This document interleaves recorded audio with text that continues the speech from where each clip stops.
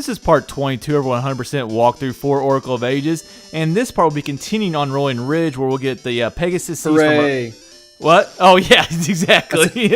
But we'll get the Pegasus Seeds from a tree, which will actually create a warp tree that I actually don't even remember going to the entire rest of the game. We'll go to the Great Moblin's Keep and take on the Great Moblin. From that fight, we'll get a bomb flower. Then we'll free the Goron Elder. We'll get a ring, and then we'll enter the 5th dungeon in the game, Crown Dungeon. Now, as much as we were ripping on Rolling Ridge in general in the last part, I actually kind of enjoy this part a little bit. Like the fight with the Great Moblin I really enjoyed it. Plus the whole process of freeing the Goron Elder and the way they tied like the past and the present together is really well done. So actually, as much as we ripped this area in the last part, I actually did enjoy it a little bit. This particular part. I'll try not to spoil too much this time around, but I like it a lot more in this part before we enter this dungeon than what we do before we enter the next dungeon, because that whole area of this Rolling Ridge is just a pain in the butt. Whereas this, like, kind of like what you're saying, is we get kind of like a storyline. And kind of like, after we beat the Great Moblin, they'll talk about the hero of the past and blah, blah, blah. So the whole storyline going along with this section is kind of cool before we enter the next dungeon.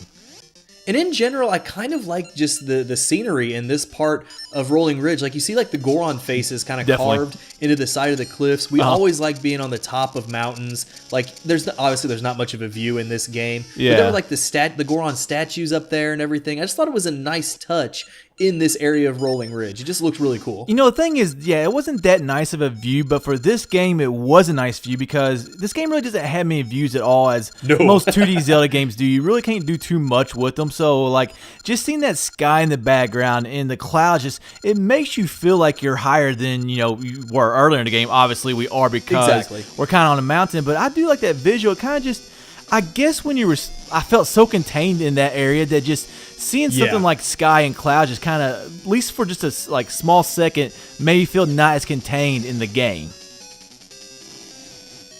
And like I'd said, I really I was wondering if you were going to go or not. I was like, was I supposed to continue there, or? No, sorry. There was a little bit of a hiccup in the software here. But okay, that's fine. Now. But yeah, like, I really enjoyed this Great Moblin fight. Like, the timing of getting the explosions back to him and having them hit him was a little bit tough sometimes, but man, you actually did a really good job on this fight. Man, it's one of those things, like, sometimes you can practice and do bad, and then other times you just do really good, and I gotta pat myself on the back. I actually think I did really good. Like you said, on that one right there, it's basically just a timing thing. You have to dodge the other bombs. I didn't find that too difficult, but really the timing is the hardest part of that fight. And I like that once you're done and all the bombs explode around him, like, you come back outside and that whole little keep or tower, whatever it was, is just gone. I agree with wiped you. Out. Yeah, I do like that. It's like, I don't know how Link escaped that, but we'll take it. It's just another cool visual, and like, okay, I did go on that boss or mini boss fight, whatever you want to call him, but I mean, I guess maybe that would have been a little bit harder, or been a little bit more to it. Maybe if we had like maybe a mini dungeon before he got to him, instead of kind of just, I think it was only one room we walked to, and then we pretty much fight him, right? So maybe if there's a little bit more to the Great Moblin's Keep, like before we actually got to him, it just felt like a very short part in the game, even being a 2D Zelda game. Yeah, just having a mini dungeon of some sort. Like, we don't get a lot of those in the 2D games. Like, as we get into the 3D games, like, of course, Ocarina of Time had things like the Ice Cavern, stuff like that. I liked the idea of mini dungeons. Yep. And we just didn't really get a whole lot of that in the 2D games. And, like, that would have been a great opportunity, like you said, maybe to have at least a couple rooms, maybe some combat with other moblins, and just beef it up a little bit. And I think that could have been a really fun, just little, sidebar attraction. Well, I mean, you got to think about the data. Like you said, 2D game, you're not going to be able to put that much actually into the game. But if you think about it, the caves have a lot of room.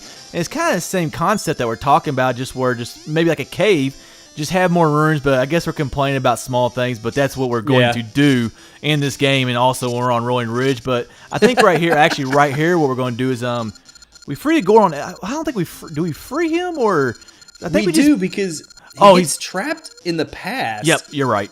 So we end up appearing in like these Goron legends. Yes. And saying we're the hero that freed the Goron Elder. Yes. So we have to travel back to the past to free him, which I thought was really cool. That's what kind of the story I was talking about. Like when we first started the part, I kind of got lost. But he's behind those rocks. Use the bomb flower. Then, like he said, like we'll go to we're in the past right now, correct? Yes. Okay, then we'll go to the present. Like you said, they'll talk about that hero from way back in the day. And I always, I'm not really a big fan of going back and forth between ages really in any Zelda. Well, I guess we have it a lot.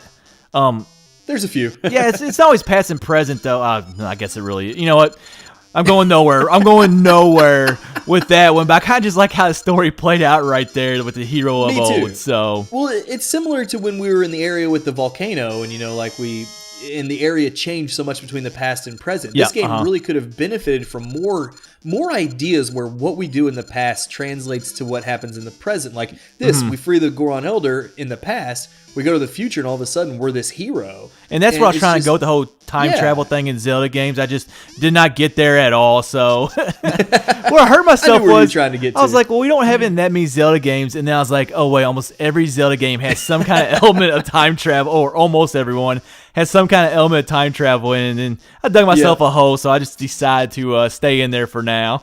Hey, that's all you can do sometimes. But it is funny how many games kind of had us rescuing a Goron Elder. Like, you think back to Ocarina of Time, we had to help Darunia. In this game, we had to free the Elder. Twilight Princess, the Elder got turned into Fyrus or whatever. And in Majora's Mask, he couldn't jump off that ledge, so he was also trapped too on that ledge that was like 10 feet tall or something like that. I don't think that was an Elder, but we'll take it. Yeah, that's true. It wasn't an Elder. He was actually trapped sirloin. He was trapped in the ice in Majora's Mask. So that's kind of like going along with your point, we did have to free a lot of Goron Elders, and so it's been a consistent theme over all the Zelda games. It's like, man, these aren't very good Elders. Maybe they need to get better Elders, because we keep having to bail them all out. Come on, Goron. I mean, they obviously can't move. Leader. They obviously can't move and get around as good as the younger Gorons, but you would think they would be wise to not put themselves in that situation where they're always getting caught. So send the young warriors or something out after. Exactly. Like, you just stay, not in your throne room, but you stay in whatever room you have. Send all the young Gorons out, not the one that can't jump off that ledge in Majora's Mask. Well, don't send him. He'll never make it. But send the rest of them out and have them do your dirty business, and then you don't have to worry about getting captured or stuck in ice or stuck behind a rock wall or whatever. Or any of the various other horrible things that seem to keep happening to Goron Elder. Yeah.